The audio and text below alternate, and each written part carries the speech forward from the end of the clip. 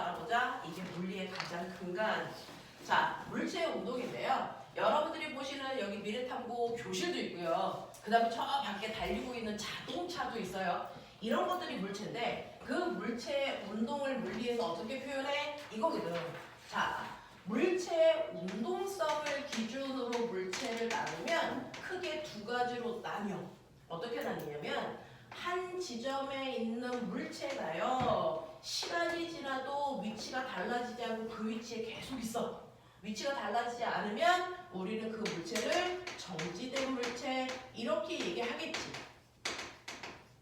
근데 시간이 지나면 여기 A의 위치에 있다가요 10m 떨어진 B라는 위치로 물체가 이동해 가요 라고 얘기한다면 얘는 위치가 달라졌기 때문에 우리는 운동하는 물체 이렇게 얘기해요. 그러니까 운동성을 기준으로 물체를 나누면 움직이냐 움직이지 않냐 이렇게 나눌 수가 있다고. 그 중에서 움직이지 않는다는 건 위치가 안 바뀐 거고요. 움직인다는 건 시간이 지나면 위치가 달라지는 걸 우리가 운동하고 있어 라고 표현한다고. 그러면 사람들이 딱 봤을 때 얘 움직여 안 움직여 판단할 수 있어? 정확하게 할 수 있어. 왜요? 라고 하면 정지된 물체와 운동하는 물체는 뭔가가 달라. 뭐가 다른데요? 라고 얘기하면 실제로 움직이는 물체는 움직이고 있기 때문에 나타나는 특징이 있어. 그 특징을 우리는 운동 상태를 가져 라고 표현할 거야. 움직이는 물체는요. 움직이기 때문에 나타나는 특징인 운동 상태를 가지고 있기 때문에 정지된 물체와 누구나 다 얘는 움직이네 라고 해서 구별할 수 있는데 움직이는 물체가 가지고 있는 특징을 우리는 운동 상태, 그 운동 상태가 뭔데? 라고 얘기하면 빠방, 못 외우면 병신된다. 빠방, 빠르기와 방향 요거 가져. 그래서 움직이는 물체는요. 매 순간 어딘가를 향해 가요. 그 순간 방향이 있어요. 조금 있다가 방향이 달라져도 상관없는데 매 순간 어딘가를 향해 간다는 얘기는 방향이라는 걸 가지고 있다는 얘기야. 그리고 물체가 움직일 때요. 똑같은 10m를 가는데 어떤 애는 1초 만에 갈 수도 있고 10초 만에 갈 수도 있어서 빠르기를 가져가요. 그래서 움직이는 물체가 가지고 있는 특징이 바로 빠르기와 방향을 갖는다. 이 빠르기와 방향을 우리는 운동 상태라고 한다.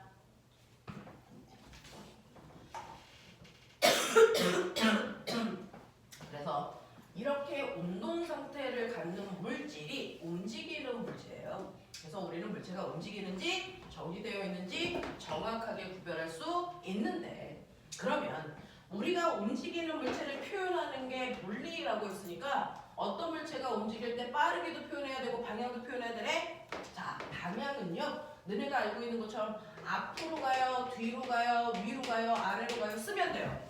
근데 앞으로는 신기하게 고등학교에서는 방향도 계산해. 방향을 계산해요. 그 방향을 계산할 때요. 방향을 어떻게 놓고 계산할까요? 우리 물리에서는요. 플러스와 마이너스가 크다와 작다라는 의미를 가지고 있지 않아. 절대 가지고 있지 않아. 물리에서 쓰는 플러스와 마이너스는 방향을 표현하는 기호야. 그래서 플러스는 그럼 어느 방향이요? 그거 네가 정하면 돼. 만약에 2번 문제 풀 때요. 나는 플러스를 아래 방향으로 잡아놓고 플러스를 아래로 표현하는 기호로 쓸래요. 그럼 그 순간 마이너스는 뭐게? 위로. 플러스와 마이너스는 서로 반대 방향을 나타내는 기호야. 알겠어? 내가 3번 문제 풀 때 저는 플러스를요. 왼쪽으로 돌려요. 그러면 그 문제 풀 때 그 순간 마이너스는 왼쪽의 반대 오른쪽이 되는 거야. 그래서 이런 식으로 물리에서는 플러스와 마이너스는 크다와 작다의 의미를 절대 가지고 있지 않아. 그러면 어떤 애가 플러스 2의 빠르기로 움직이고 있고 어떤 애는 마이너스 5의 빠르기로 움직이고 있어. 누가 더 빠르다는 거야? 네, 마이너스 5가 더 빠를 거예요. 얘는요. 왼쪽으로 2의 빠르기로 가고 있다면 얘는 오른쪽으로 5의 빠르기로 가고 있다는 뜻이야.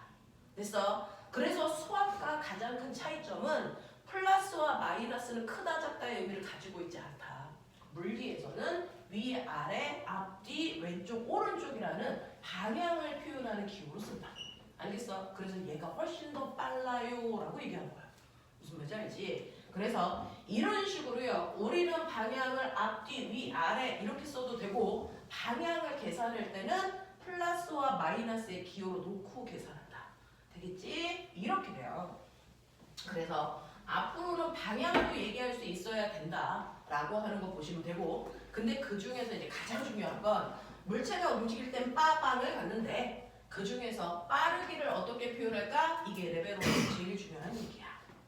어떤 물체가 움직여? 움직이는 물체가 있는데 걔 얼마나 빨리 가? 라고 하는 빠르기 이거 어떻게 계산할 거야? 이 얘기거든요.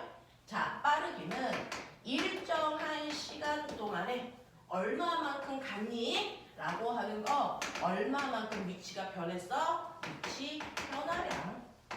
이게 물체의 빠르기를 계산하는 방법. 수학 시간에도 하고 중학교 과학책에서도 나와요.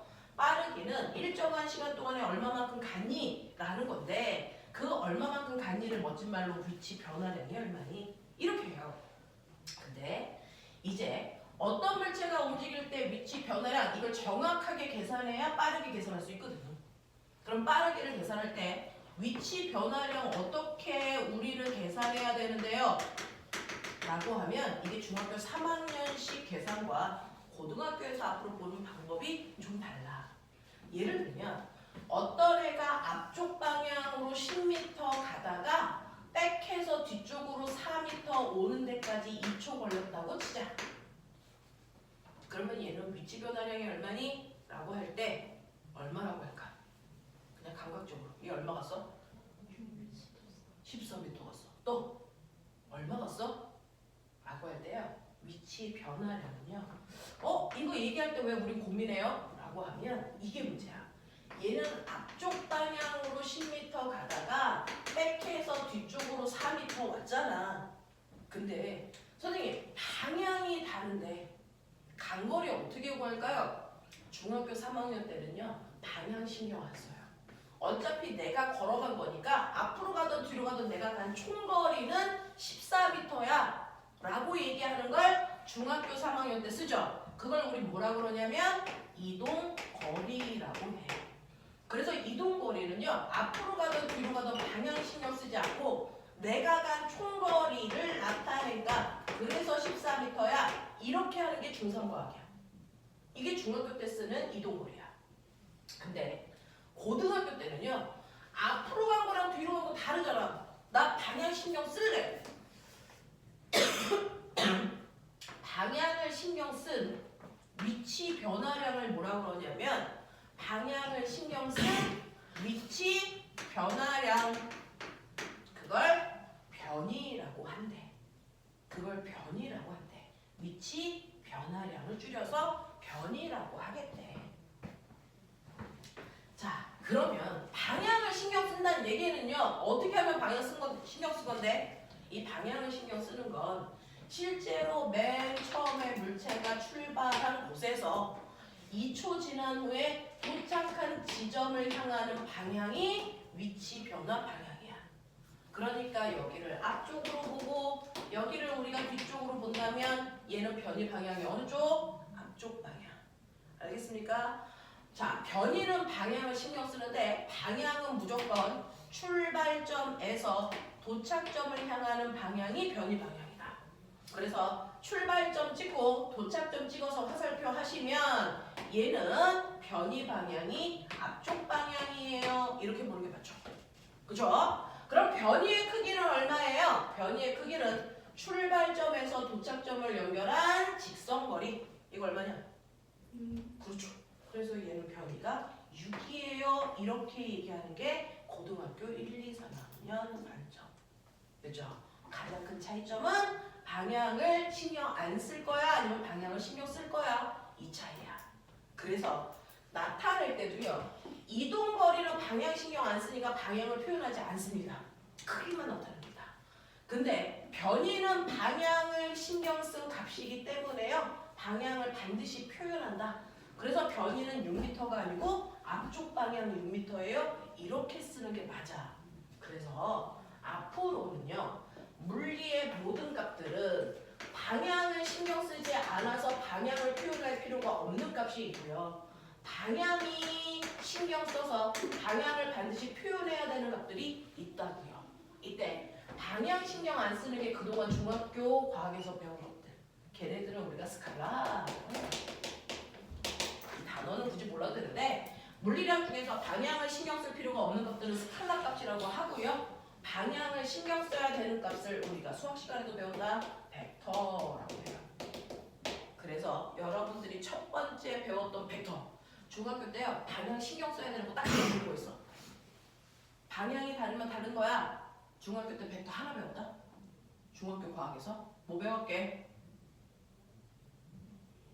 1학년 배웠거든. 뭐냐? 힘.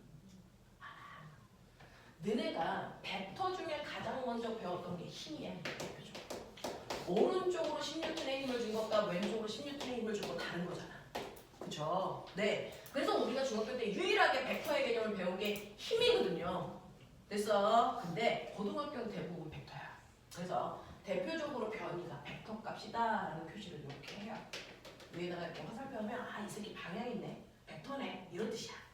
되겠어? 화살표 잘 안 해도 되는데 하면 벡터라는 뜻입니다. 자, 그러면 변이는 이런 식으로 하는 거구나. 그래서 첫 번째 경우에 이동거리는 14m인데 변이는 6m네. 앞쪽 방향으로. 이거 됐어? 그럼 한번 연습해보자. 첫 번째 경우에 이동거리와 변이 보는 방법 했어. 자, 익숙해지게 해봐. 두 번째. 어떤 애가요? 앞쪽 방향으로 4m 가다가 90도 턴해서 아래 방향으로 3m 오는데 1초 걸렸다고 치자. 자, 이제 생각해. 이동거리 얼마라고 해야 돼? 7m. 그렇죠. 이동거리는 7m예요. 맞죠? 변이는 얼마일까? 네. 근데 앞에 뭐 나타내야 돼? 방향까지 써야 돼. 그래서 변이는요. 출발점에서 도착점을 향하는 방향으로 화살표를 해. 그럼 얘 변이는 앞쪽, 아래쪽 방향으로 얼마야? 라고 하면 출발점과 도착점을 연결한 최단 직선 거리니까 3대, 4대 얼마? 5인 거죠. 됐어? 그래서 요 길이가 5m예요. 이렇게 얘기하면 이게 두 번째야. 이해 되겠어? 이 얘기야. 자, 그래서 선생님이 아까 첫 번째 너네 왔을 때 수학 어디까지 했어? 라고 물어볼 때요. 요거 직각삼각형의 길이 비율 딱 요것만 필요해서 그래. 이거보다 더 많이 필요하지 않아? 요 정도만 기억해. 3대 4대 5. 됐니? 그래서 요거 5m야. 요 정도만 할 수 있으면 돼. 자, 그 다음에 세 번째 한번 볼게. 세 번째는요. 우리 학교 운동장 트랙을 돌 거예요. 이 운동장 트랙은 100m짜리인데 저는 A에서 출발해서 한 바퀴 돌아서 그 자리로 오는데 10초 걸렸어요. 그럼 저 이동거리 얼마게요? 100m죠. 변이는 얼마게요?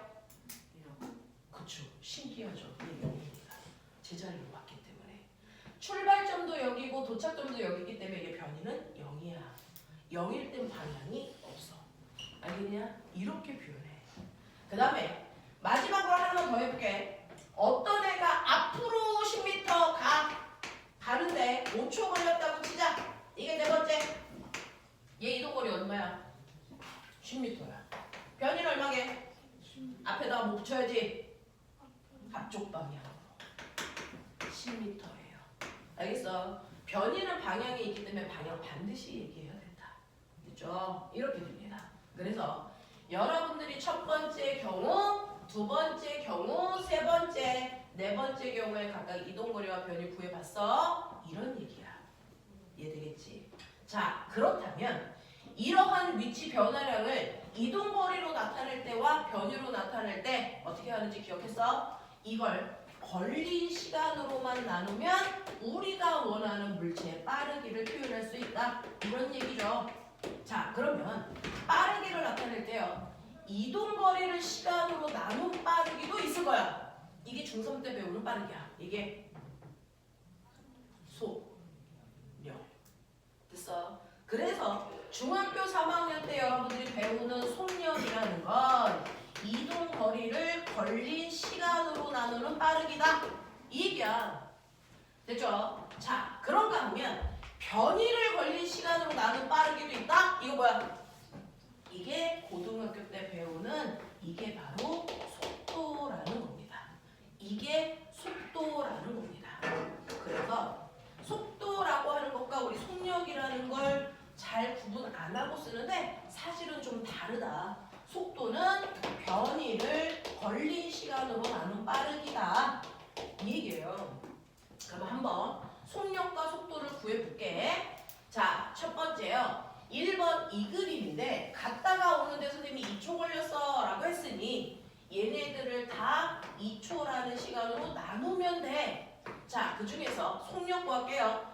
이동거리는 7m고 그걸 2초로 나누면 되니까 물리에서는 숫자는 숫자끼리 계산한다? 단위는 단위끼리 계산한다? 이렇게 해야 돼. 그러니까 얘 속력이 얼마예요? 라고 하면 7m/초예요. 이렇게 가면 돼. 자, 속도는요. 변이를 걸린 시간으로 나누는 건데 보시면 알겠지만 변이는 6이 아니죠. 뭐예요? 앞쪽 방향으로 6m를 걸린 시간 2초로 나누는데 물리는 방향도 계산해. 방향은 방향끼리, 숫자는 숫자끼리, 단위는 단위끼리 계산해서 표현하는 거야. 근데 방향이 하나밖에 없으니까 그 방향 그대로 가면 돼. 앞쪽 방향으로 빠르기는 3m/초예요. 이렇게 쓰는 게 속도야. 그러면 속도도 변이가 방향을 가지고 있기 때문에 속도도 방향을 갖는 벡터구나 이런 뜻이야. 그렇지? 이렇게 돼. 이렇게 돼. 그러면 해봐. 2번. 피타로 움직이는 얘 1초 걸렸다 그랬어. 그죠? 속력하고 속도 구할 겁니다. 얘 이동거리 7m인데 이거 1초로 나눠야 돼. 변이는 앞쪽 아래쪽 방향으로 5m인데 이거 1초로 나누면 돼. 그래서 두 번째 경우에 속력은 7m/초고요. 속도는 앞쪽 아래쪽 방향으로 5예요. 이렇게 쓴 거야. 됐지? 자, 세 번째 봐봐. 운동장 트랙 도는데 10초 걸렸다 그래서 속력 얼마야? 10m/초. 속도 0이죠. 왜? 변이가 0이니까. 이거 0입니다. 엄청 열심히 뛰고 있는데 속도가 얼마야? 그럼 이거 0이라고 얘기할 수 있는 자신감이 있어야 돼. 이거 0이야? 변이가 없어서요. 자, 네 번째 볼게요. 네 번째는요. 여러분들이 보시는 앞쪽 방향으로 10m 가는데 5초 걸렸어. 그랬을 때 이동거리도 10, 변이는 앞쪽으로 10. 이거 5초로 나누시면 속력과 속도 구할 수 있으니까 얘 불러. 2m/초 또 앞으로 맞아. 2m/초. 고등학교 1학년 때 얘가 처음 나오는데요. 속도 써라고 하면 아이들이 그냥 그동안의 습관 때문에 2m/초예요. 이것만 써. 그럼 틀려요. 앞에 이거 붙여줘야 돼요. 알겠습니까? 방향을 갖는 벡터 값이기 때문입니다. 이렇게 돼. 자, 그러면 우리는 그동안 중학교의 관점하고 고등학교의 관점의 차이점 봤어요. 아, 이제 방향도 계산한다. 방향도 표현하구나. 그 방향을 갖는 벡터를 처음 배우기 시작한 겁니다. 자, 그러면 이 중에서요. 이제 배웠는데 너네가 지금 초등학교 6학년부터 중학교 2학년까지 여기 있는데요. 이 시간에 여기 와서 공부한다는 건 나름 이거 상위권이기를 원하는 거예요. 자, 잘 보시면요. 값을 구해서 그 값이 마저 틀려 이거 보는 건 일반 애들도 합니다. 근데 공부를 합리적으로 여러분들이 하려면 얘네들의 규칙성을 보셔야죠. 값을 구하는 게 아니고 그 값의 의미가 있어. 잘 봐. 첫 번째요. 앞으로 갔다가 뒤로 백해서 올 때요. 보시면 이동거리는 14의 크기를 갖는데 거리는 6밖에 안 돼. 그래서 속력은 얘는 7인데 얘는 속력이 3밖에 안 돼. 뭐야? 얘가 더 크다는 얘기야. 얘요. 이렇게 움직일 때요. 얘 이동거리 7인데 변이는 얼마냐면 5예요. 이동거리가 더 커요. 그래서 같은 시간으로 나눴을 때 빠르기도 속력이 더 클 수밖에 없어요. 그렇죠? 얘 운동장 트랙 돕니다. 이 운동장 트랙 돌았을 때 이동거리가 변이보다 훨씬 크니까 당연히 속력이 더 빨라요. 속도보다. 근데 얘 보세요. 얘는 이동거리와 변이의 크기가 똑같습니다. 그래서 같은 시간으로 나눴기 때문에 속력과 속도의 크기가 똑같습니다. 맞습니까? 자, 그러면 선생님은 칠판에 4가지 경우를 보여줬는데 그 4가지 경우에서 여러분들이 보시는 것처럼 속력과 속도를 비교한다면 속력의 크기가 더 크거나 아니면 같았어. 근데 선생님이 칠판에 100만 가지를 얘준 건 아니잖아. 4개밖에 안 줬잖아. 그럼 혹시 선생님이 예를 들지 않는 나머지 경우 중에 속도가 더 크게 나오는 경우가 존재할 수 있다 없다? 속도가 더 큰 경우가 존재할까 말까? 이거 존재하지 않습니다. 그러니까 답을 구했을 때요. 속력보다 속도가 더 크게 나왔다? 네가 틀린 거야. 알겠어? 이런 경우는 존재하지 않습니다. 왜요? 왜 속도가 더 빠를 수는 없어요? 그건요. 속도는 출발점에서 도착점을 연결한 최단 거리인 변이를 나눈 값이에요. 변이는 가장 짧은 최단 거리이기 때문에 속력이 더 작으려면 최단 거리보다 더 짧은 이동 거리가 있어야 된다는 얘기죠. 그건 불가능합니다. 그래서 변이보다 이동 거리가 더 짧을 수는 없어. 그런 경우를 너네가 만들어내면 노벨상 값이야. 알겠냐? 이런 얘기야. 그래서 항상 속력이 속도보다 크거나 같다. 속력이 더 작은 경우는 존재할 수 없다. 됐죠? 그러면 알았어요. 항상 이렇게 돼야 되는데 그 중에서 어떤 경우가 속력과 속도랑 크기가 같고 어떤 경우일 때 속력이 더 클까? 도대체 속력이 더 큰 경우는 왜 그래? 1, 2, 3번에 해당되는 경우는 속력이 더 큰 경우예요. 얘만 속력과 속도가 같습니다. 뭔 차이일까 도대체? 이동거리가 이동거리가 최단거리일 때랑 최단거리가 아닌 네. 이동거리가 변이랑 같을 때와 같지 않을 때죠. 근데 왜 같지 않을까요? 방향이. 네. 차이점이 뭐냐면요. 얘네들은 앞에 있는 세 경우는 물체가 가다가 뭐 했을까? 방향을 바꿨어요. 방향을 턴해서 바꿨습니다. 방향을 바꿨습니다. 얘요. 매 순간 가고 있는 방향이 바뀝니다. 됐어? 이런 식으로 방향이 한 번이든 여러 번이든 크게든 작게든 상관없이 방향이 한 번이라도 바뀌는 그 순간 무조건 이동거리가 변이보다 커집니다. 그렇기 때문에 속력이 속도보다 빨라집니다. 근데 4번 같은 경우에는 항상 한 방향으로만 가요. 가는 동안 방향이 바뀐 적이 없어요. 방향이 안 바뀔 때만 이동거리와 변이의 크기가 같아서 속력과 속도의 크기가 100% 같습니다. 됐죠? 그래서 이동거리와 변이의 크기가 같냐 다르냐 그 값만으로도 이 새끼가 가다가 방향을 바꿨는지 안 바꿨는지 너네는 이해해야 된다. 그게 사고력이다. 그래서 이렇게 크기 차이가 나타나는 경우들은 물체가 가다가 한 번이라도 방향을 전환했다는 얘기를 하고 있는 거구나. 그래서 이동거리가 최단거리인 변이의 크기와 다르구나 라는 얘기예요. 자, 방향을 바꾸지 않는 경우가 속력과 속도가 같은 경우구나 라는 얘기입니다. 그렇죠? 자, 어떤 애가 이렇게 곡선도로를 달립니다. 속력이 클까 속도가 클까? 예, 속력과 속도가 같을까요? 아니면 속력이 클까요? 속력이 반드시 크죠. 왜? 방향을 바꾸고 있으니까. 무슨 말인지 알아? 이게 물리투 문제야, 수능 문제. 근데 물리투 수능 문제라고 어려운 문제가 아니고요. 물리원하고 물리투는 배우는 거 똑같습니다. 단지 물리원은 개념 위주로 배우는 거고요. 물투는 사고력으로 배우는 거거든요. 그래서 물투 문제의 1번 문제가 얘예요. 이렇게 가는 동안 속력과 속도의 크기가 어때? 같아 달라? 이거거든요. 얘는 똑같은 빠르기로 가고 있어도요. 속력보다 속도가 훨씬 더 작습니다. 방향을 바꾸고 있어서. 그래서 왜 그렇게 나오는지는 나중에 증명해 드릴 거고요. 알겠냐? 방향을 한 번이라도 바꾸는 순간 무조건 속력이 더 크다. 이해됐지? 네, 이런 겁니다.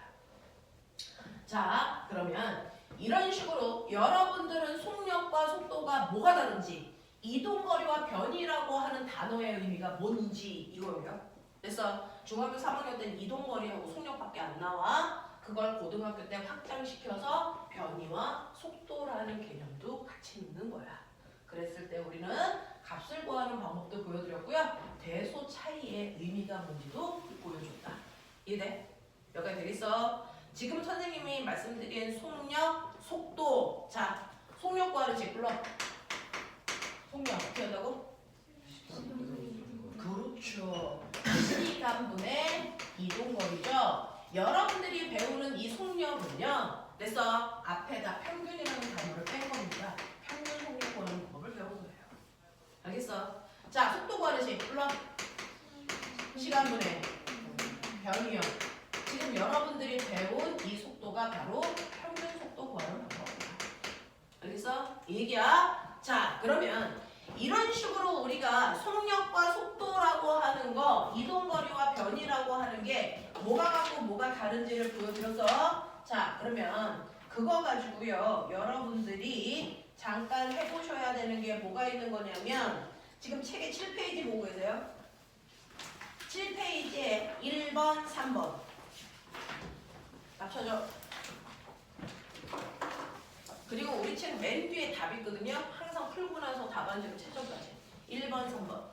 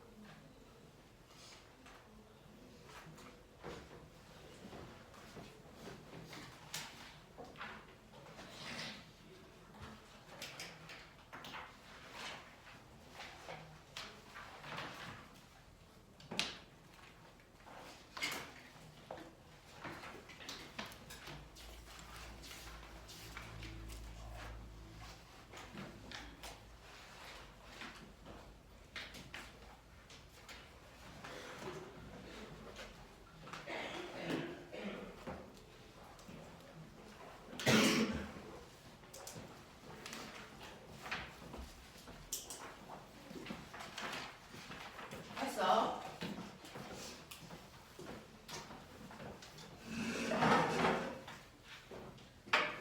자, 1번. 현민이가 수영장에서 수영 연습을 하고 있다. 길이가 50m인 직선 레일을 3번 왕복했어.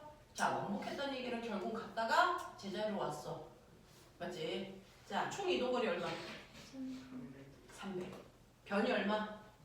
0인 거 알겠지? 운동장 트랙 도는 거랑 똑같아. 자, 3번 보시면 맞고 틀림 확인하는 건데요. 물체가 직선 위에서 같은 방향으로 운동할 때 방향 안 바꿨다는 얘기야. 자, 평균 속력과 평균 속도의 크기는 어때야 된다? 같죠. 방향 안 바꿨으니까. 그쵸? 자, 물체의 운동 방향이 변할 때 운동 방향 바뀌어? 그러면 무조건 속력이 속도보다 뭐 해야 돼? 커야 돼. 라고 얘기하는 거야. 되겠죠? 이런 식으로 어떤 값을 구하는 것도 중요한데 그 값의 흐름이 뭘 의미하는지를 보는 게 이제 물리 고등학교의 의미입니다. 자, 그러면 우리는 속력과 속도에 대한 얘기 이제 알았으니까 여러분들이 하셔야 되는 두 번째 내용입니다. 자, 첫 번째는 물체의 빠르게 어떻게 표현하냐? 속력과 속도 구분하는 방법. 그거 보여드렸고요. 자, 그 다음에 여러분들이 하셔야 되는 오늘 두 번째 내용은 물체가 움직여서 빠르기를 갖는데 그 빠르기에도 자, 물체의 운동에도 뭐가 있다? 종류가 있다. 자, 정지된 건 아니고 가긴 가. 움직이고는 있어. 근데 이러한 운동에도 종류가 있대요. 자, 움직이는 물체는 정지된 물체와 가장 큰 차이점 운동 상태라고 하는 뭘 가지고 있다고? 말해. 운동 상태가 뭐였어? 그렇죠. 빠밤. 물리는요. 물체가 가다가 네모난 애가 동그랗게 됐는지 고체가 액체됐는지 이거 전혀 관심 없어.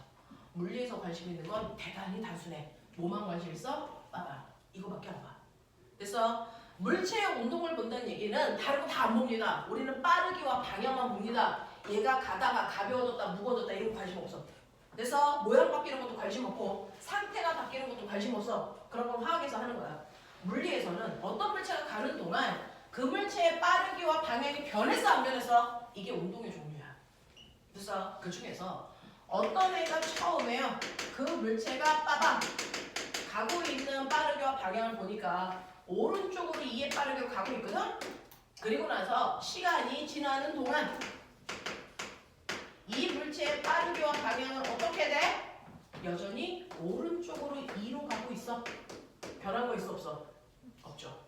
이거를 우리는 유딩 애들은 아무것도 안 변하고 있네? 안 변하는 운동이라고 하죠. 이걸 중3 과정에서 뭐라고 할까요? 근데 적어도 여기 올려면 중3영을 하고 왔다. 빠르게 안 바뀌어. 뭔지 말? 등속. 방향 안 바뀌어. 직선.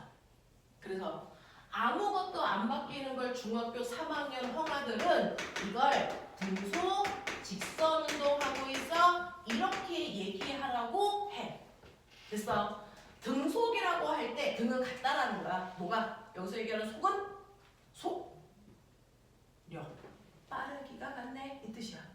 됐어? 그리고 직선? 방향도 같네. 이 뜻이야. 그래서 빠르기도 안 바뀌고요. 방향도 안 바뀌는 아무것도 안 바뀌는 운동을 등속 직선 운동이라고 중학교 3학년 1학기 중간고사 때 시험 봐요. 그래서 근데요 이걸 고등학교 올라가면 6글자를 5글자로 줄여서 얘기해요. 뭐라고 얘기할까요? 자, 등속은 빠르게 안 바뀌어, 직선은 방향 안 바뀌어. 이걸 따로따로 묶어서 이렇게 얘기했어요. 근데 고등학교 때는 이걸 한 글자 줄여 5글자로 뭐라고 하냐면 이걸 등속도 운동이에요. 이렇게 표현합니다. 속도는 빠르기와 방향을 한꺼번에 갖는 값이잖아요. 그래서 빠르기와 방향이 안 바뀌어 라는 뜻으로 등속도 운동이에요. 이렇게 표현해요.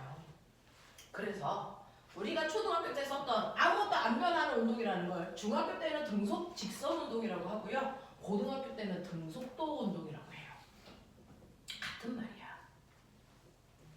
그러면 얘랑 비슷한 단어 알아? 등속, 원운동. 선생님, 등속 원운동도 고등학교 때 얘기하는 등속도 운동이라고 바꿔서 쓸 수 있다 없다? 등속 원운동도 등속도 운동일까 아닐까? 그냥 자기 생각. 너네 안 배웠으니까 틀리는 게 당연해.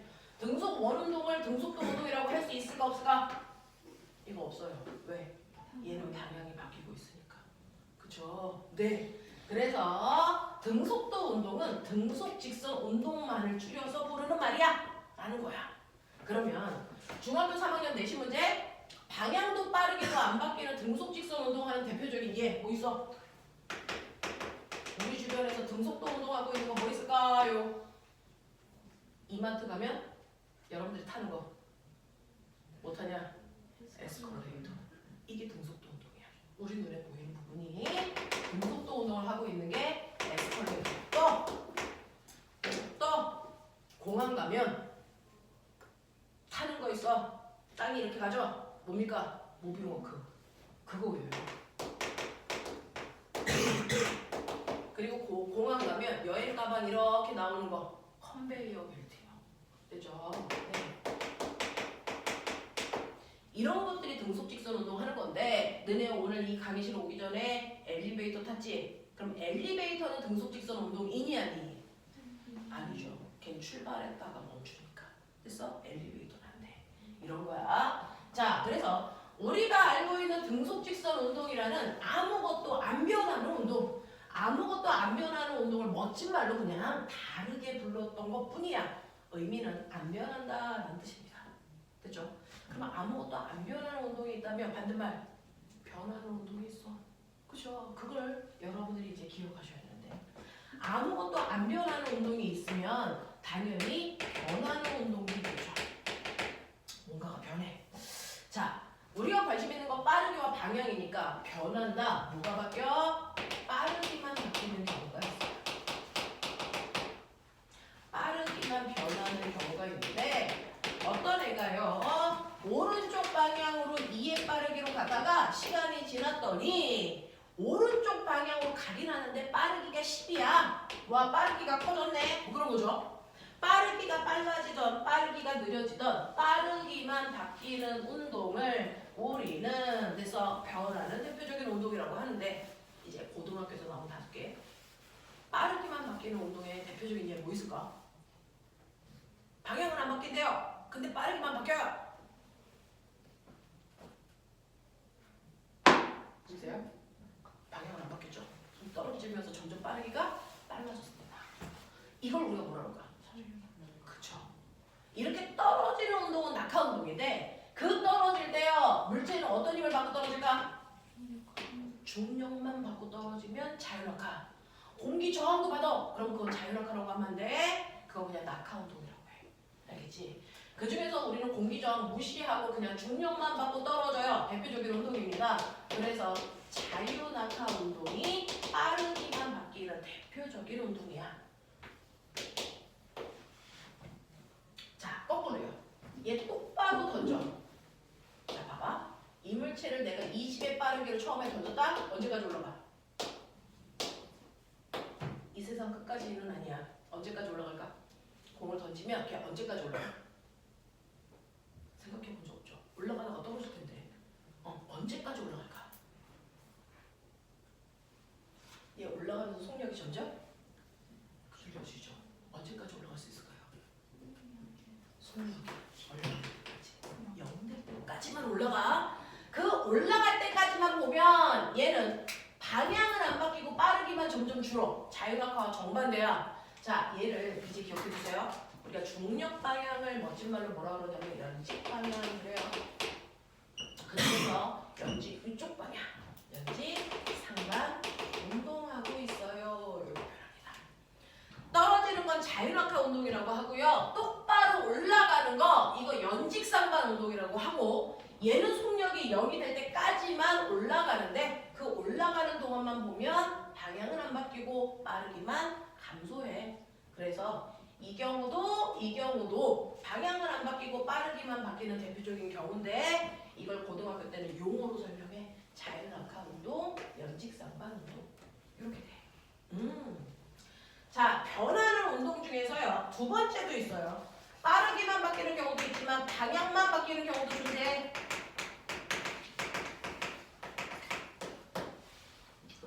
오른쪽으로 2의 빠르기로 가던 아이가 빠르기는 그대로 2인데 갑자기 아래쪽으로 가. 이럴 수 있죠. 이런 식으로 빠르기는 안 바뀌는데 방향은 바뀌어. 좀 전에 했어. 누굴까? 빠르기는 안 바뀌는데 방향만 바뀌는 경우. 그쵸. 앞에 붙여줘야죠. 빠르게 안 바뀌니까. 소. 뭐라고? 원운동. 얘가 대표적이야. 이게 고등학교 교과서에서 나오는 세 번째 운동이야. 등속 원운동. 얘는 방향만 바뀌어.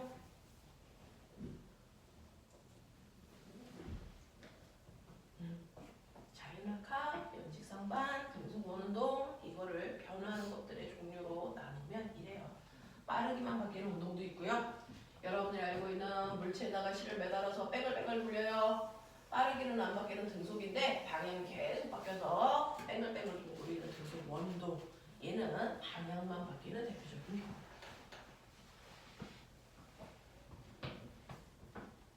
마지막 세 번째. 변하긴 변하는데 뭐가 바뀔까요? 얘는 빠르기랑 방향이 동시에 바뀌어요.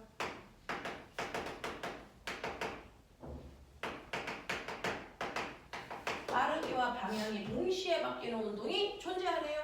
그쵸? 예를 들어서 오른쪽으로 2의 빠르기로 가던 애가 갑자기 아래쪽 방향으로 10의 빠르기로 가. 와, 얘는 빠르기도 바뀌었고 방향도 바뀌었네. 다 바뀌었어.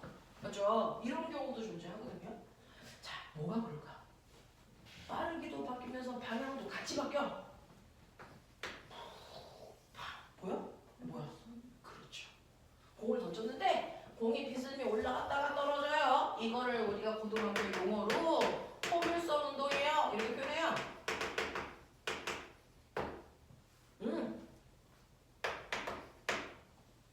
자, 이 포물선을 뒤집어.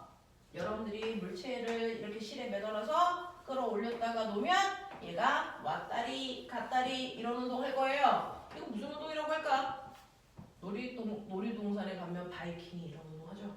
이거를 우리 물리에서는 진자 운동이에요. 이렇게 표현해요. 진자 운동이에요. 이렇게 표현해요. 그래서 내려갔다 올라가고 내려갈 때는 빨라지고 올라갈 때는 느려지니까 빠르게와 방향이 다 바뀌는 운동을 하고 있어요. 그래서 빠르게와 방향이 다 바뀌는 포물선 운동과 진자 운동, 방향만 바뀌는 등속 원운동, 빠르기만 바뀌는 자유낙하와 연직성반 운동 이런 것들이 있어. 고등학교 3학년 때까지요. 운동은 이 5개의 이름만 기억하시면 돼요. 우리 물리라는 교과서에서 나오는 운동의 이름들입니다. 이런 것들이 있어. 자, 그래서 실제로 위에서 배웠던 빠르기도 방향도 아무것도 안 바뀌는 운동, 등속도 운동이 있는가 하면 뭔가가 바뀌는 운동도 있어. 그럼 뭔가가 이렇게 변하는 운동을 우리가 유딩 때는 변해요 라고 얘기했지만 이걸 고등학교 때는 뭐라고 할까? 이렇게 바뀌는 운동을 우리가 멋진 말로 가속도 운동이에요 이렇게 표현한다. 내 동생 못 알아듣게 가속도 운동해 라고 얘기하면 아, 이 새끼 변하네 이 뜻이야. 그렇죠? 등속도는 안 변한다는 뜻이고요. 가속도는 변한다는 뜻입니다. 그 중에서 빠르기만 바뀌는 운동을 해도 가속도 운동, 방향만 바뀌는 운동을 해도 가속도 운동, 한꺼번에 다 바뀌는 운동을 해도 가속도 운동이라고 하면 된다. 알겠어? 그래서 쉽게 안 변하면 등속도, 변하면 가속도라는 단어로 표현한다 라는 겁니다. 그래서 여러분들한테 보여드렸던 그 5가지 운동이 싸그리 다 가속도 운동하는 거예요 라는 거야. 네, 이런 겁니다. 자, 그럼 변하는 운동과 안 변하는 운동이 있는데 그 중에서 안 바뀌는 운동인 등속도 운동의 대표적인 예를 보여줄게요. 아무것도 안 바뀌는 등속도 운동하고 있는 대표적인 예를 보여주면 처음에 물체가 계속 오른쪽으로만 가고 있어. 0초, 1초, 2초, 3초, 4초라고 하는 시간이 지나고 있어. 그랬을 때 물체의 위치를 보여주면 0초일 때 맨 처음에 그 위치를 기준점으로 잡았다면 1초 지나고 나니까 기준점으로부터 2m 먼 곳에 가 있어. 또 1초 더 지나서 2초가 되면 기준점으로부터 2m 더 가서 4m인 위치에 6m, 8m라고 하는 위치에 와 있다고요. 그러면 얘는 앞쪽 방향으로 쭉 가니까 방향은 안 바뀌는 거 맞는데 빠르기도 안 바뀌는 거 맞아? 라고 하려면 어떻게 하면 돼? 이걸 구간으로 잘라. 1번 구간, 2번 구간, 3번 구간, 4번 구간 이렇게 구간으로 잘랐을 때 빠르기가 변하는지 안 변하는지 보면 돼. 첫 번째요. 오늘 1번 구간은요. 0에서 1초까지니까 1초 걸렸어. 1초라는 시간 동안에 2m 갔네. 그러니까 이 구간에 여러분들이 알고 있는 평균 속력 또는 속도요. 얘는 1초에 2m 가는 빠르기라서 2m/초였네. 맨 처음에 이 얘기야. 두 번째 구간도요. 1초라는 시간 동안에 2m 갔기 때문에 이 빠르기도 2. 세 번째도요. 1초라는 시간 동안에 2m 갔어요. 그래서 이 구간의 빠르기도 2. 네 번째도요. 1초라는 시간 동안에 2m 갔기 때문에 이 구간의 빠르기도 2입니다.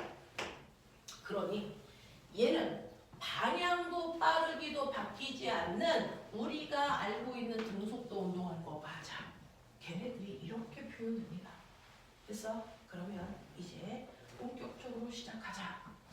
등속도 운동을 그래프로 그려봐. 내가 가지고 있는 노트나 아까 드린 A4 이제 그려봅시다. 자, 등속도 운동을 그려볼게요. 됐죠? 자, 등속도 운동을 그리는데 정신 차려. 여기 시간, 여기 속도. 이 상황을 그래프로 그려봐. 어떤 모양이 그려질까? 그걸 우리가 그래프의 개형 잡아봐 라고 하고 있으면 시간, 위치. 이거 두 개 그려봐. 이거 중학교 3학년 내신이야. 특히 현재 중학교 2학년 아이들은 이제 이게 막바로 1학기 중간고사라서요. 이거 그릴 수 있어야 되고 문제에서는 저 그래프 맞게 그린 거 찾아라가 시험 문제일 거야. 지나가면서 볼 거예요. 시간 속도, 시간 위치 그래프, 등속도 운동 어떻게 그려야 될까?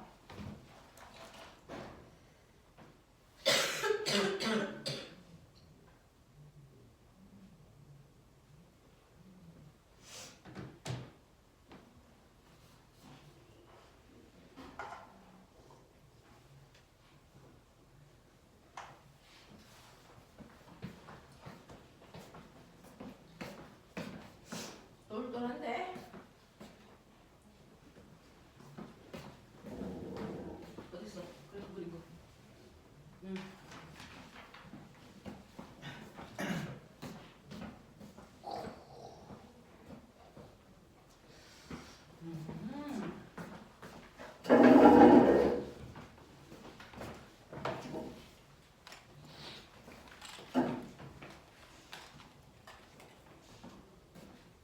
분기 친구들이 똘똘하구나.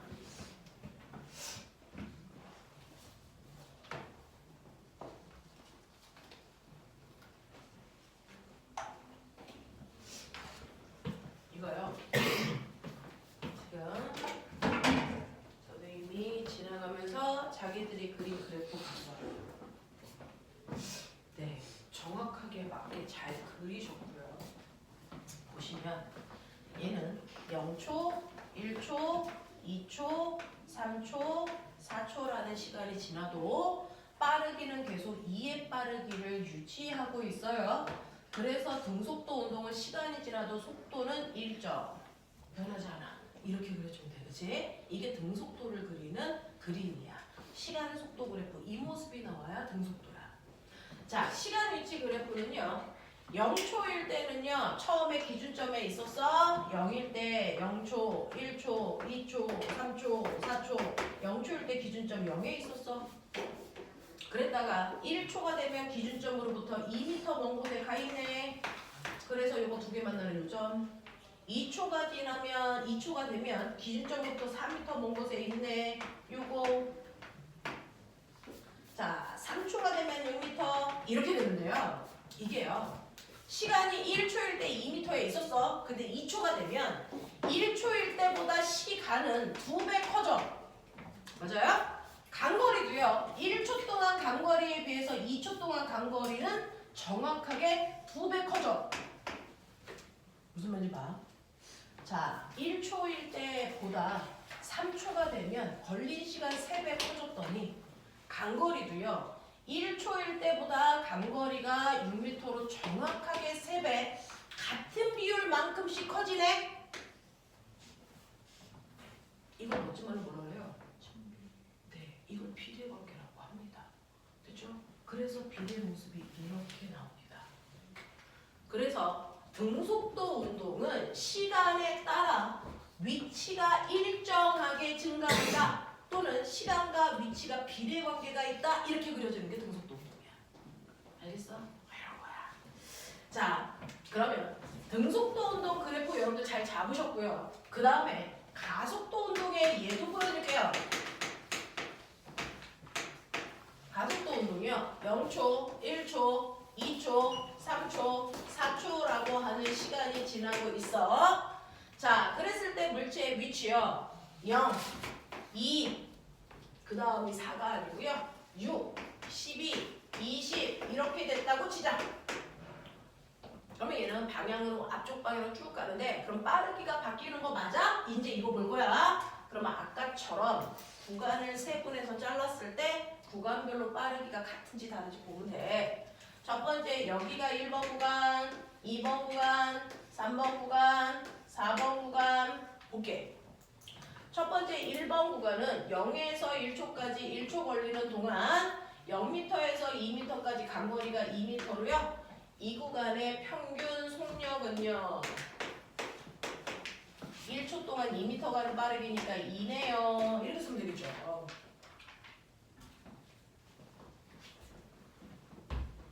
두 번째 구간도요. 1초에서 2초 동안 딱 요 구간만 보면 1초라는 시간이 지남에 따라 2의 위치에 있다가 6의 위치로 가는 거니까 위치 변화가 4 있어. 그러니까 이 구간의 빠르기는 4네. 이렇게 가야지. 또 여기도 걸린 시간 1초 동안 요 구간은요 6이었다가 12로 요 구간도 6m 갔네. 그러니까 이 구간의 빠르기는 6이네. 이렇게 가는 거죠.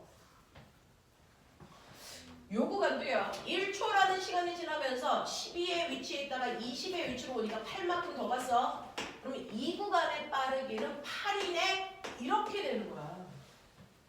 그래서 보면 얘처럼 빠르기가 한결같이 같아야 되는데 얘는 빠르기가 점점 빨라지고 있죠. 달라지고 있죠. 그래서 변하는 운동 가속도 운동이야. 이렇게 되는 거야. 빠르기가 점점 빨라졌어요. 빠르기가 변하는 가속도 운동을 했습니다. 그래서 여러분들 시간, 위치, 속도. 근데 속도가 변해. 그러면 이 속도가 바뀌어서 가속도 운동이라고 하는데 그 가속도를 우리는 구할 수 있어요. 가속도라는 건 일정한 시간 동안의 속도 변화량이에요. 됐어? 네. 자, 일정한 시간 동안의 속도 변화량이고요. 자, 드로만도 우리 시간은 타임의 약자 T 써요?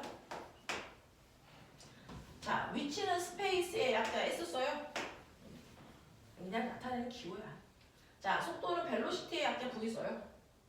V라는 기호로 써요. 몰라도 돼요. 한국말로 다 쓸 거니까. 가속도는 아빠가 자동차 웅 하고 갈 때 뭐 밟냐?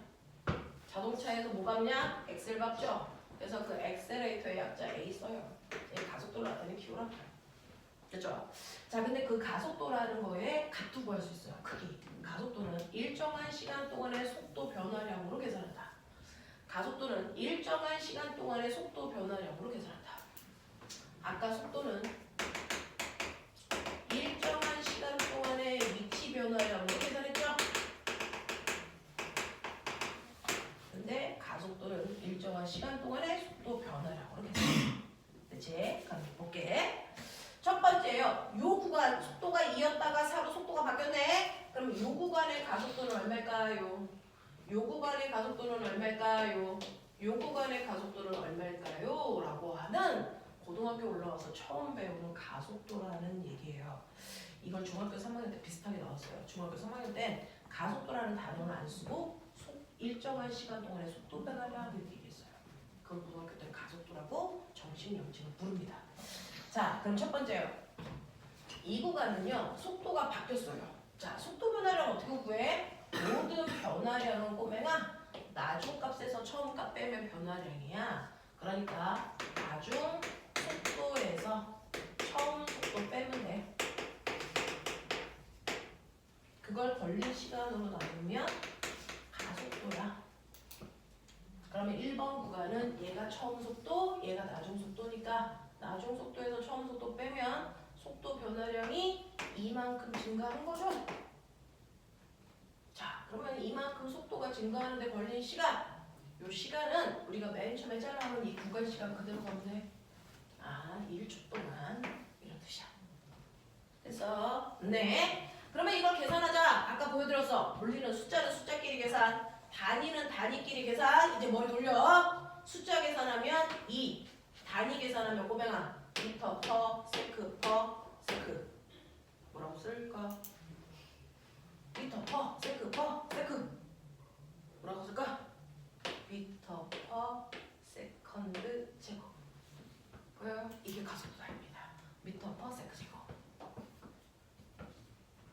이게 가속도 단위야. 그냥 세크가 아니고 세크 제곱 쓰면은 가속도 단위. 됐어?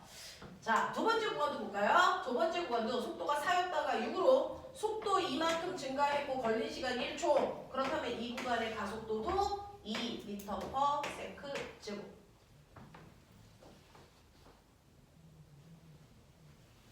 (3번도요) 속도가 6이었다가 8로 속도 이만큼 증가했고 증가하는데 걸린 시간 1초니까 이때 가속도도 2m per 세크 제곱.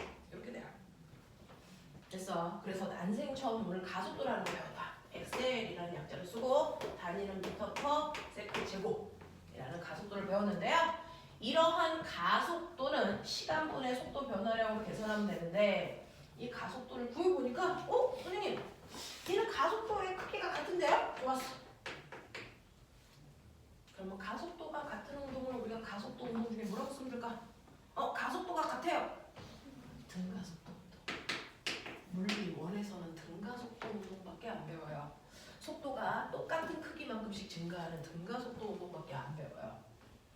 이제 가속도가 막 한 번은 2였다가 8이었다가 5였다가 3이었다가 이렇게 가속도가 막 달라지는 운동은 그냥 가속도 운동이라고 하고요. 가속도의 크기가 똑같은 운동을 등가속도 운동이라고 해요. 됐죠? 여러분들 물리 원에서는 등가속도 운동밖에 안 배웁니다. 그러면 우리는 이런 식으로요. 등가속도 운동까지도 배웠다면 이것도 그래프로 그려볼까? 물리 문제는 무조건 다 그래프입니다. 그래프가 그려져 있는 문제를 푸는 건 중위권 문제고요. 그래프를 여러분들이 스스로 그려서 풀어야 되는 게 최상위권 문제입니다. 자, 등가속도 운동 옆에 있는 경우를 그래프 3개로 한번 그려보세요. 시간에 따른 가속도 그래프 한번 그려볼래? 시간에 따른 위치 그래프도 한번, 시간에 따른 속도 그래프도 한번 그려보고요. 시간에 따른 위치 그래프도 한번 그려봐. 이거 3개 해봐.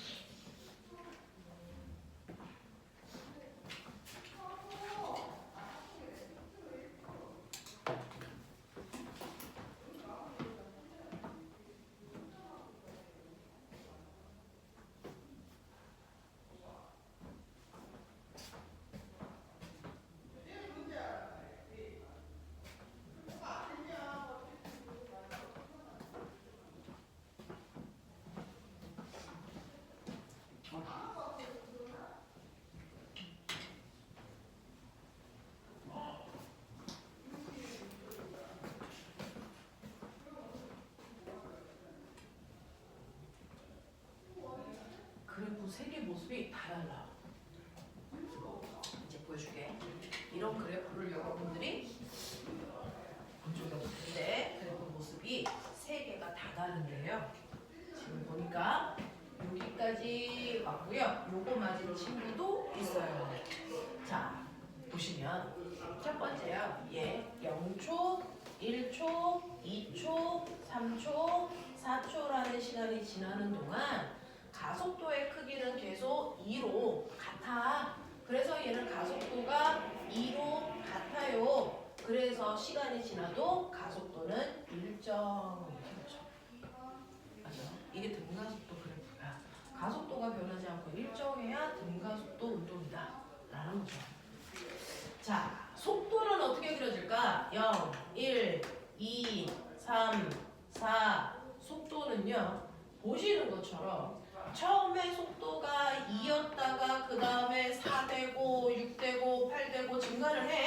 근데 어떻게 증가해? 이거 보는 거야. 1초일 때 속도가 2였는데요. 2초가 돼서 시간이 2배 증가하니까 1초일 때보다 속도도 정확하게 같은 비율 2배 증가해요. 이 모습이야. 시간이 3초가 돼서요. 1초일 때보다 시간이 3배 커지니까 속도도 정확하게 3배 커져요. 이거죠. 같은 비율로 커지는 걸 무슨 관계라고 한다고요? 비례관계. 그 비례관계 모습이 이렇게 잡힙니다. 됐죠? 네, 이런 모습이에요. 그죠? 얘가 이렇게 비례일 수도 있고 이렇게 비례일 수도 있는데 어쨌든 이런 모습이 나온다는 얘기야. 됐죠? 네. 자, 그 다음에 시간 위치 그래프 어떻게 돼? 요거 보시는데요. 얘는 비례가 아니야. 얘는 비례가 아니야. 시간이 커지면 시간이 증가할수록 간 위치가 증가해. 그렇다고 비례는 아니야. 자, 보시면요. 시간이 1초일 때 간 거리가 2m인데요. 2초일 때 시간이 2배 커져서 2초가 되면 간 거리도 정확하게 2배 커져야 될 거잖아. 근데 얘는 그럼 2배 커지면 4여야 되는데 6이야. 2배가 아니야. 2배보다 더 커졌어. 그치? 시간이 1초일 때보다 3초로 3배 커졌는데 간거리는 1초일 때 간거리에 비해서 3배가 아니고 그거보다 훨씬 커졌어. 이게 무슨 모양일까요?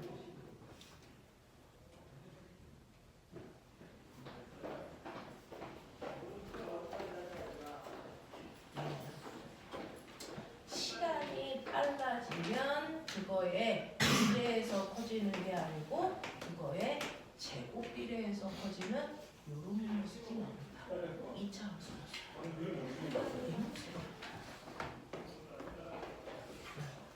근데 채민이 수학 어디가 보지?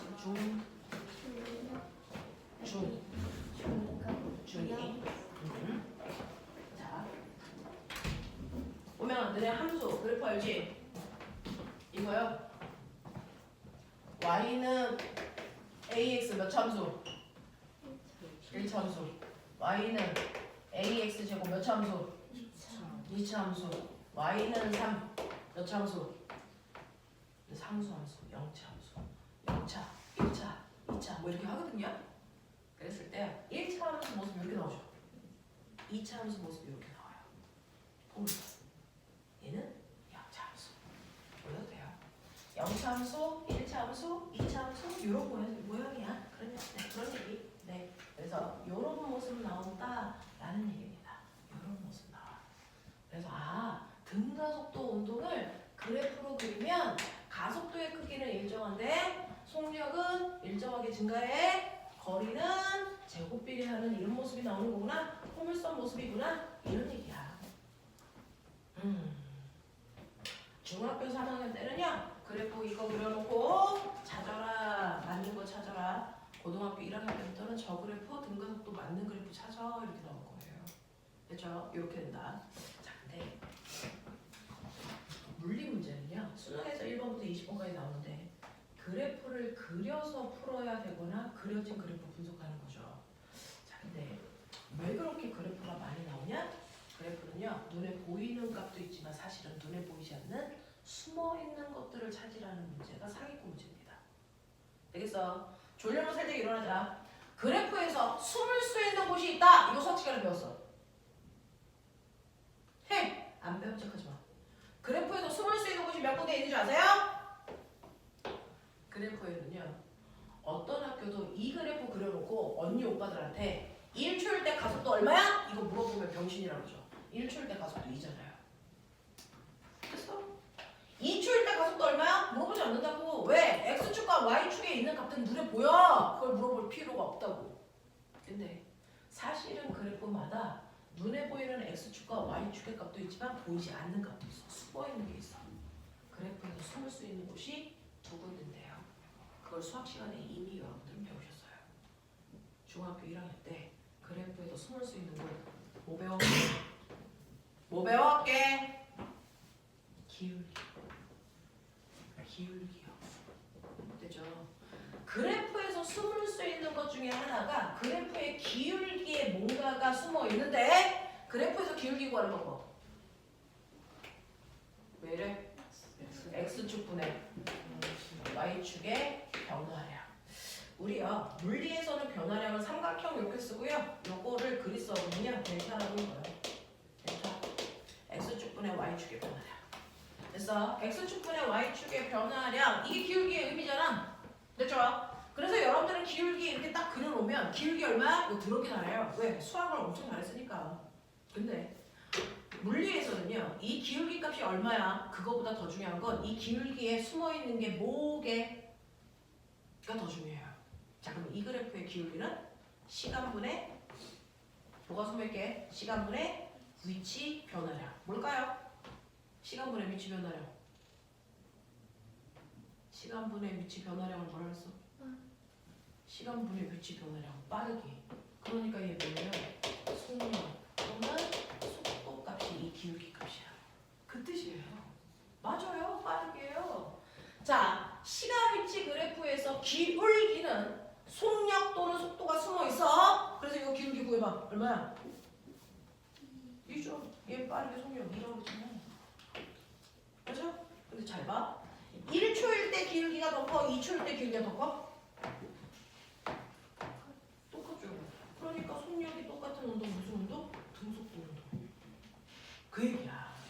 그래서 그래프예요. 기울어진 그래프가 있다면 그 그래프의 기울기에는 뭔가가 숨어 있어. 그 숨어 있는 의미는 항상 x축분의 y축의 변화량이 숨어 있어. 그러니까 시간 위치 그래프에서 기울기는 언제나 속력이야. 선생님 거짓말. 이 그래프의 기울기가 속력인 거야. 알겠어요. 이거 시간 위치 그래프니까. 근데 얘 보세요.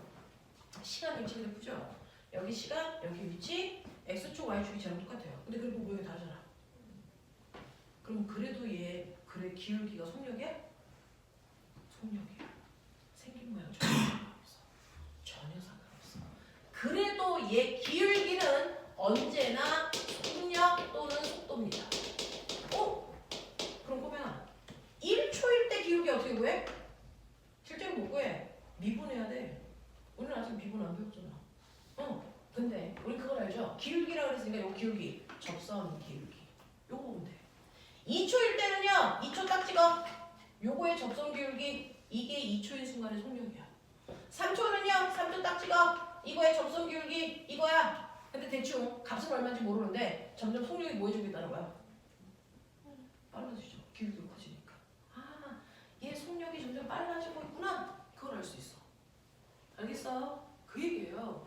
그래프 모양하고 상관없이요. 무조건 x축이 시간이고 y축이 위치이기만 한다면 그 그래프의 기울기는 속력인데 그중 1초인 순간을 딱 지나는 접선 기울기를 그려요.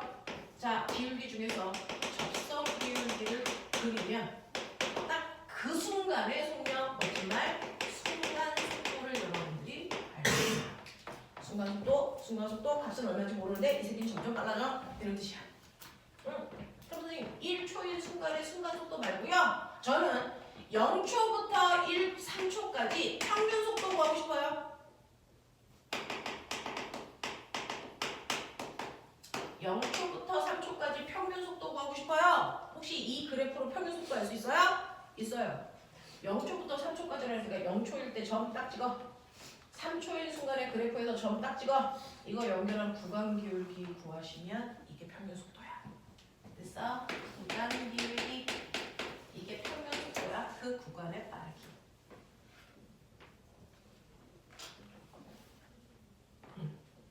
그래서 시간 위치 그래프에서 물체가 점점 빨라지는 모습이 이런 모습이야.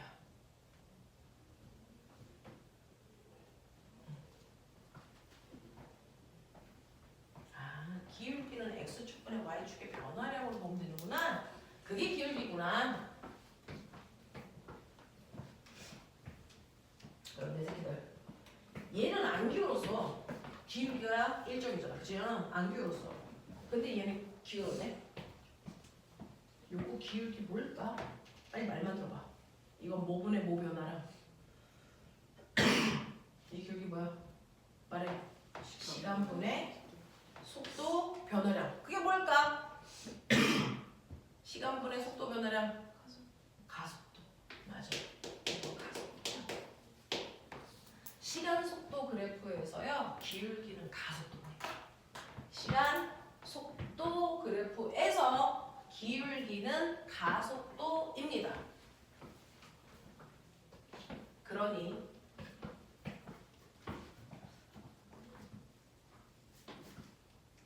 얘 1초일 때 기울기가 커, 2초일 때 기울기가 커? 똑같죠. 그러니까 얘는 가속도의 크기가 똑같은 등가속도 운동이네 이 뜻이야. 그죠? 그 얘기야. 천천히 하자. 오늘 제일 어려워요. 처음 나오는 단어들이 많아서. 앞으로는 오늘 배운 내용들 계속 반복할 건데 첫날이 좀 어려워. 그래서 얘는 기울기가 가속도인데 1초일 때 기울기나 2초일 때 기울기나 가속도의 크기가 2로 똑같아. 그래서 얘는 등가속도 그래프가 이렇게 그려져. 그런 거야. 얘요. 똑같이 시간속도 똑같죠? 그러면 얘요. 기울기 얼마니? 얘 기울기 얼마야 이건? 기울값이 얼마야?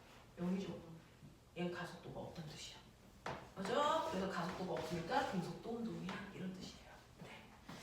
자, 그러면 기울기는 이렇게 보는 거구나. x축분의 y축의 변화량, 시간분의 위치 변화량, 시간분의 속도 변화량. 됐어? 그 안에 뭐 숨어있는지 보여줬어? 근데 그래프에 숨을 수 있는 곳이 한 군데 더 있어. 말해. 어떨 것 같냐? 그래프에 면적이 생겨요. 그 면적이 뭐가 숨어 있어요. 그래서 이거 두 개 분석하시면 되는데 이 그래프의 면적 보이세요? 항상 면적은요. 그래프하고 x축 사이의 공간이 그 그래프의 면적이야. 그걸 면적이라고 해. 그래프하고 x축이 만드는 공간 이걸 면적이라고 해. 자, 너네 면적 구하는 식 불러. 넓이 구하는 식. 넓이 구하는 식. 가로 곱하기 세로. 그죠? 여러분들 면적 구할 때 가로 곱하기 세로 하잖아요. 그 가로가 뭡니까? x축 곱하기 y축의 곱이 항상 면적에 숨어 있어요. x축과 y축의 곱이 항상 면적에 숨어 있는 물리량을 얘기해요. 자, 그러면 이거 이 면적에는 뭐가 숨어 있겠니? 시간 곱하기 속도 또는 시간 곱하기 속력. 시간 곱하기 속력이 뭐게? 속력 곱하기 시간. 그쵸? 한 거리. 이거 숨어 있어요. 됐어? 1초 동안 간격이 얼마니? 1초로 잘라서 넓이 구해봐. 이거 넓이 얼마? 그쵸? 그래서 여기 2초 동안 간거리 2초일 때 넓이 구해보세요. 얼마입니까 이거? 이거 얼마입니까? 2 곱하기 2니까 얼마? 4.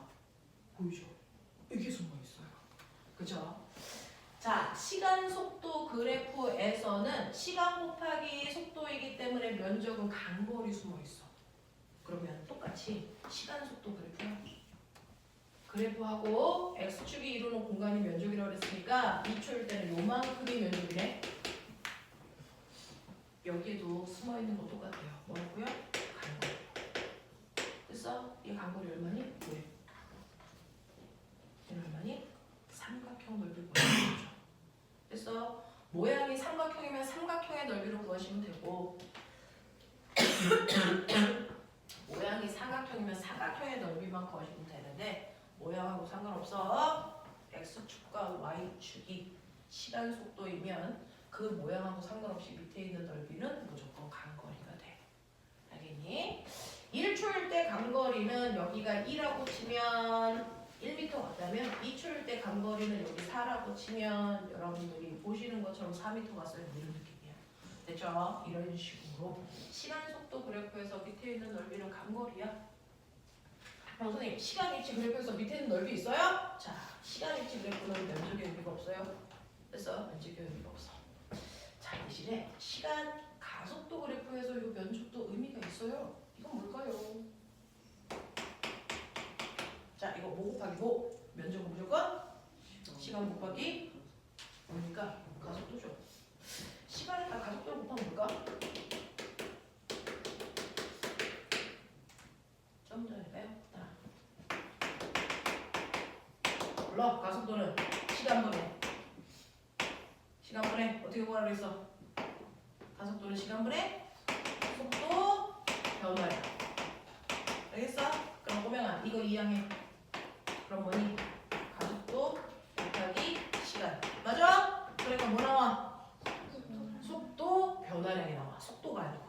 됐어? 속도 변화량이 나와. 그래서 얘는 면적이 속도 변화량이에요. 됐죠? 그러면 1초일 때 면적 얼마? 1초일 때 면적 얼마?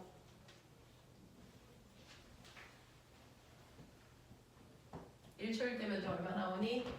1 곱하기 2니까 2. 그러니까 얘는 1초당 속도가 2씩 늘어나야 돼.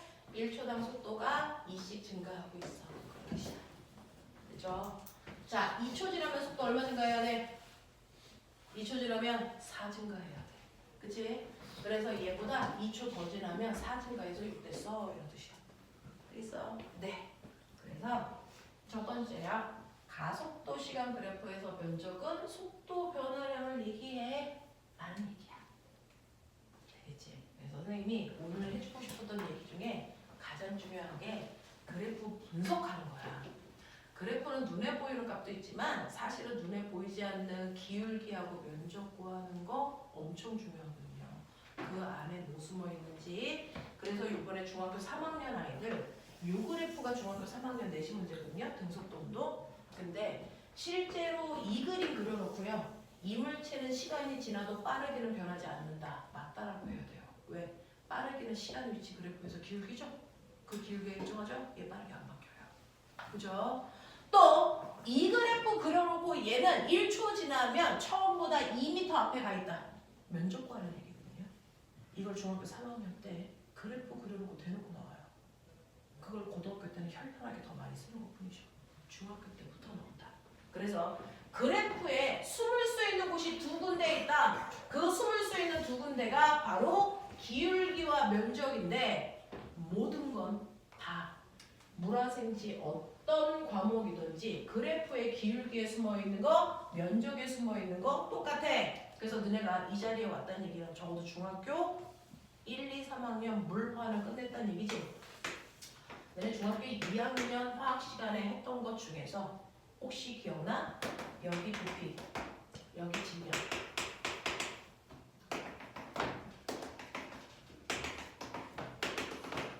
부피와 질량 사이의 관계를 그래프로 그리면 뭐 이런 식으로 A, B, C, D 네 물질이 있다고 쳐. 이 중에서 같은 물질 찾아봐. 이게 중학교 2학년. 그치? 요번에 시험 봤지? 2학기 때 나오는 거야. 이 중에서 같은 물질이라는 거 어떻게 알아? 물질의 특성이 같으면 같은 물질이지. 그럼 부피하고 질량 나왔어? 이거 가지고 뭐 구할 수 있어? 물질의 특성이 밀도 구할 수 있지? 밀도는 뭐야? 부피분의 뭐니? 질량이지. 그럼 꼬매나 부피분의 질량이 뭐야? x축분의 y축의 변화량이지. 이거 뭐 그려보면 돼? 그래프 이렇게 그려보면 뭐가 나오냐? 기울기가 나오지. 그 기울기 값이 뭐라고? 밀도. 그럼 기울기가 같은 애가 누구랑 누구니? A하고 C야. 사실은 이거 계산할 필요 없이 이렇게 직선 그려서 같은 기울기 갖는 물질이 같은 물질입니다. 알겠어? 그러면 이 중에서 물질은 몇 종류 있다는 얘기야? 세 종류죠. 얘네들이 같으니까 한 종류, 두 종류, 세 종류. 이렇게 풀어요. 알겠어? 이렇게 풀어요. 그래서 선생님이 물리에서만 쓸 수 있는 방법이 아니고요. 실제로 그래프에서 모든 기울기 어떻게 보는지, 면적 어떻게 보는지 다 같습니다. 그래서 그 중에서 물리에서는 시간 속도 그래프, 시간 가속도 그래프를 이용해서 주로 여러분들이 할 수 있으면 된다. 알겠냐? 네. 자, 10분만 끌었다가요. 등가속도 운동에 대해서 그래프 어떻게 봐야 되는지 할게. 10분만 끌었다 가자. 밖에 나가면 정수기도 있고 화장실도 옆에 있고요. 밑에 내려가서 잠깐 음료수 마셔도 되고요. 지금 시간이 몇 시냐면요. 11시 33분, 11시 43분에 수업 시작할게요.